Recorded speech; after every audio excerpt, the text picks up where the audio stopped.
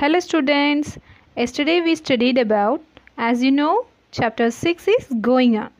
So we have discussed about living things grow, breathe and living things need food. So today we come to the next topic. Okay, let's start. Now let's see living things feel changes. Living things feel changes. We can feel changes around us, such as hot and cold weather. In the same way, animals and plants can also feel changes around them. Okay? If I make you to feel, for example, if you get hurt, if you get wound, it will pain for you, right? So, you will feel some pain. Yes. So, the living things feel pain. But non-living things do not feel pain. Okay, for example, sometimes you're sad, you will cry, or sometimes when you are happy, you will laugh, right? So, living things show some feeling.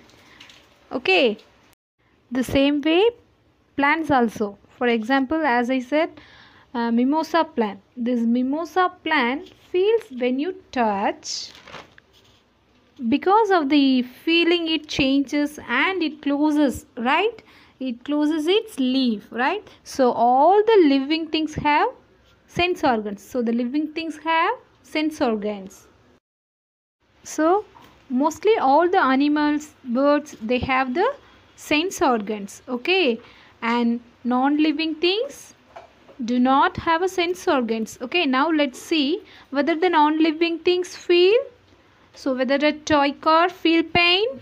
No. If you take a toy car, put it down, whether it will feel pain? No. Right.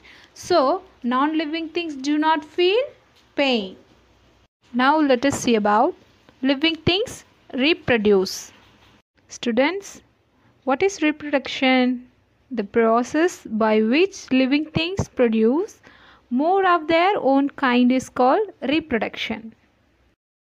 Mostly the plants reproduce with the help of seeds.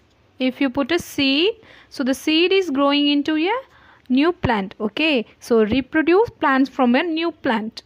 Okay, and some plants give rise to new plants with the help of their roots. Okay, the same way the animals, we can have a, when you grow a dog, we can have a small puppies, right? So even human beings also reproduce. So animals and human beings reproduce. Now let's see whether the non-living things reproduce. Whether a pencil have babies? No. So the non-living things do not reproduce.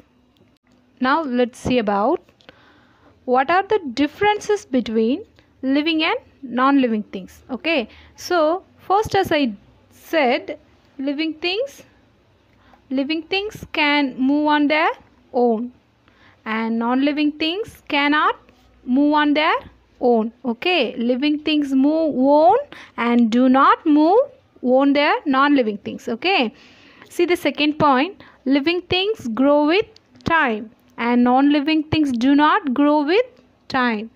Students, living things grow and do not grow non-living things. Okay, see the third point, living things need air to breathe and non-living things do not breathe. Okay, living things need air to breathe, to take in oxygen or carbon dioxide. Okay, and non-living things do not breathe. See the fourth point, living things need food to grow and non-living things do not need food. See the fifth point, living things feel changes around them and non-living things do not feel changes around them. Living things feel changes around them, so they feel the changes. The plants also feel changes around them. Okay, and non-living things do not feel changes around them.